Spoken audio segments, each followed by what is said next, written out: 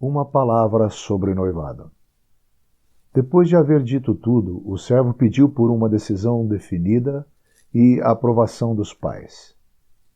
É lindo notar aqui como eles foram impressionados com a fraqueza do jovem e reconheceram que aquilo procedia do Senhor. É uma boa coisa, queridos jovens, olhar para o Senhor para deixar tais coisas claras para seus pais. Muitos jovens têm arruinado suas próprias vidas ou as vidas das jovens por se recusarem a ouvir as advertências dos pais e terem se casado com aquela que não era a companheira certa. Creio que isto deve ser levado em consideração, embora a decisão final tenha que partir de vocês, meus jovens, tomada sempre diante do Senhor, cuja vontade deve sempre vir em primeiro lugar. Se assim for, ele fará com que seus pais percebam que isto procede do Senhor. Seja paciente e espere.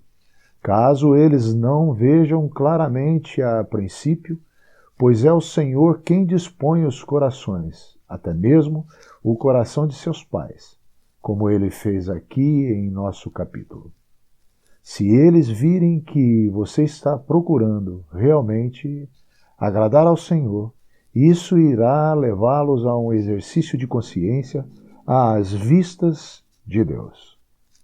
Esperar no Senhor para esclarecer isso a eles será recompensador, pois a paciência é uma virtude necessária para qualquer circunstância, antes ou depois do casamento.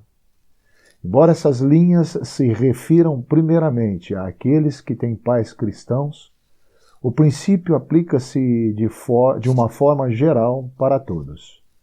Até mesmo pais descrentes que não escolheriam uma companheira crente para seu filho crente, procuram a felicidade de seus filhos e, sem dúvida, reconhecerão as boas qualidades de um rapaz ou moça sinceros. Quando Betuel, o pai de Rebeca, deu o seu consentimento, então o servo de Abraão adorou o Senhor novamente. Ele verdadeiramente procurou reconhecer o Senhor em todos os seus caminhos e foi dirigido por ele. Neste ponto, é belo notar a bondade deste homem para com o irmão e a mãe de Rebeca, e também para com ela, demonstrada nos presentes que lhes deu. Esta é uma importante consideração para os jovens. Um rapaz que não mostra respeito e bondade para com seus parentes, e ela para com os dele, trará somente problemas em lugar de felicidade. Os pais de Rebeca procuravam agora detê-la em casa por um pouco de tempo. Algumas vezes, as vidas dos jovens têm sido prejudicadas pelos pais, interferindo desta maneira.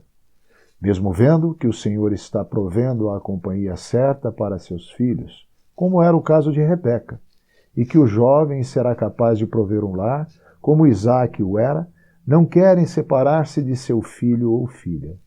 Isso é um grande engano, porque se o rapaz ou moça forem de idade bastante, a decisão é deles, não dos pais, como foi a de Rebeca aqui. Pais sensatos reconhecerão isto e deixarão o rapaz ou a moça decidirem. Rebeca decidiu-se dizendo, eu irei. Então o privilégio e responsabilidade de maternidade foi colocado diante de Rebeca por sua própria mãe. Para uma moça casar-se descuidado disto, transferindo ou não, pretendendo assumir tal responsabilidade, é claramente contrário a todos os ensinamentos das Escrituras, no que diz respeito à vida matrimonial. Isto é muito comum hoje em dia, mas a palavra de Deus diz, quero, portanto, que as que são moças se casem, gerem filhos, governem a casa e não deem ocasião ao adversário de maldizer. 1 Timóteo, capítulo 5, verso 14. Vamos seguir a sabedoria de Deus nas nossas vidas? Se compararmos o desenrolar dessa história com o tempo do compromisso ou noivado até o casamento, podemos aprender uma importante lição. Isaac vinha do poço de Beer-lahai-roi para meditar à tarde. Beer-lahai-roi significa aquele que vive e vê. E certamente isto tem uma aplicação proveitosa para nós. É ao anoitecer que os rapazes e moças estão juntos, e se cada rapaz fosse como Isaac e meditasse sobre o fato de que existe um que vive e vê, talvez muitas noites fossem gastas de uma maneira mais proveitosa. Notamos aqui que, quando Rebeca viu a Isaac, tomou um véu e cobriu-se.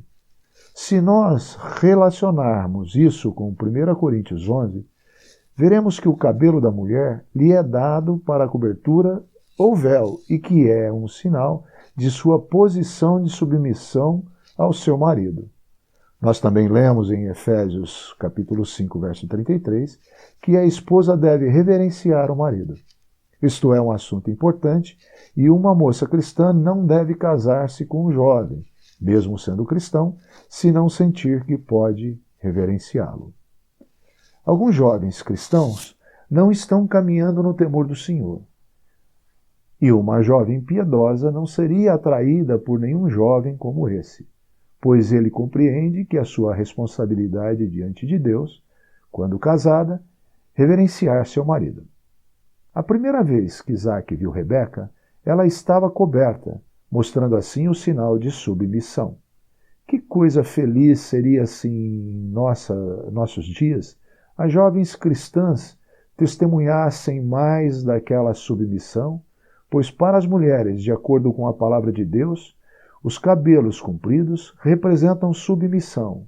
Os rapazes cristãos atentarão para isso, se estiverem caminhando na sabedoria que vem do alto. Tiago, capítulo 3, verso 17. Finalmente, o tempo de espera terminou e o casamento realizou-se.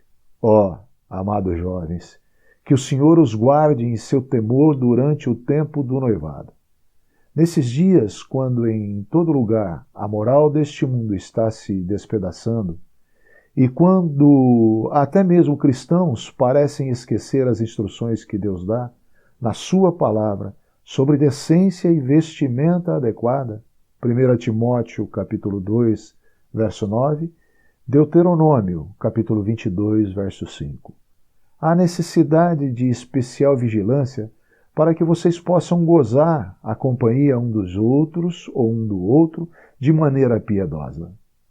Aquele versículo tão constantemente esquecido em 1 Coríntios capítulo 7, verso 1, bom seria que o homem não tocasse em mulher. É a sabedoria de Deus para todos que têm ouvidos para ouvir. E assim, lemos que Isaac tomou Rebeca, e ela foi-lhe por mulher, e ele a amou, e Isaac foi confortado. Ter um lar de amor e bem-estar, sendo o co-herdeiro da graça da vida, 1 Pedro capítulo 3, verso 7, é o que certamente deseja cada jovem que ingressa na vida conjugal, e o Senhor deleita-se em conceder isto para aqueles que nele esperam. Antes de finalizar, quero lembrar-lhes deste versículo. Sobre tudo que deve guardar, guarda o teu coração, porque dele procedem as fontes da vida. Provérbios, capítulo 4, verso 23. Vamos tomar cuidado com as nossas afeições e sempre mantê-las dentro dos canais da preciosa Palavra de Deus. Se existe alguém pretendendo casar-se com um incrédulo, quero alertá-lo novamente que isso é uma direta desobediência à Palavra de Deus, a qual diz: não vos ponhais em julgo desigual com os incrédulos. 2 Coríntios, capítulo 6, verso 14. É evidente que antes de se iniciar qualquer relacionamento afetivo que possa culminar no matrimônio, você deve estar certo de que a outra pessoa é realmente salva. É frequente encontrarmos conversões de noivado que não passam da primeira prova. Infelizmente, muitos descobrem tarde demais que seu companheiro ou companheira não é um verdadeiro filho de Deus, e somente aqueles que estão unidos assim para toda a vida, sabem dizer o quanto é triste. É surpreendente notar quão frequentemente o Novo Testamento faz referência ao casamento e às relações conjugais. Elas são apresentadas em 1 Coríntios, onde temos a ordem da Assembleia. Novamente em Efésios, onde o casamento nos é dado tipificando Cristo e sua igreja, sua noiva. Encontramos este assunto novamente em Colossenses, onde o crente é visto como morto e ressurreto com Cristo e onde ele é a nossa vida. Também em Timóteo e em Tito, onde somos instruídos a respeito daqueles que têm cargo na Assembleia local. Finalmente, nos é mostrado na primeira epístola de Pedro, onde temos a graça e o governo de Deus. Não podemos separar nossa vida do lar de nossa vida na Assembleia, e nem podemos escapar do governo de Deus conectado com ela. Um casamento errado irá afetar toda a sua vida, e um feliz casamento irá ajudá-lo em cada ponto da sua vida. Oh, amados jovens, ponderem isso muito bem.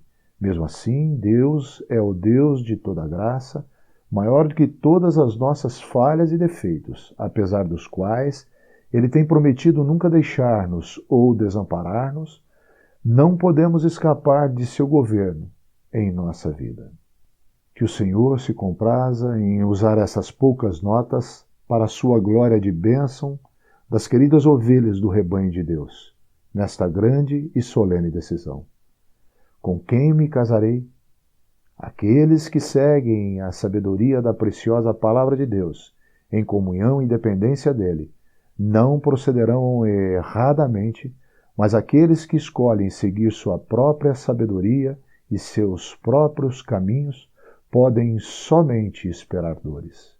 É o desejo do Senhor abençoá-lo, amado jovem leitor, ouvinte, e Ele deseja que você desfrute de verdadeira felicidade, porque a bênção do Senhor é que enriquece e não acrescenta dores. Provérbios 10, 22.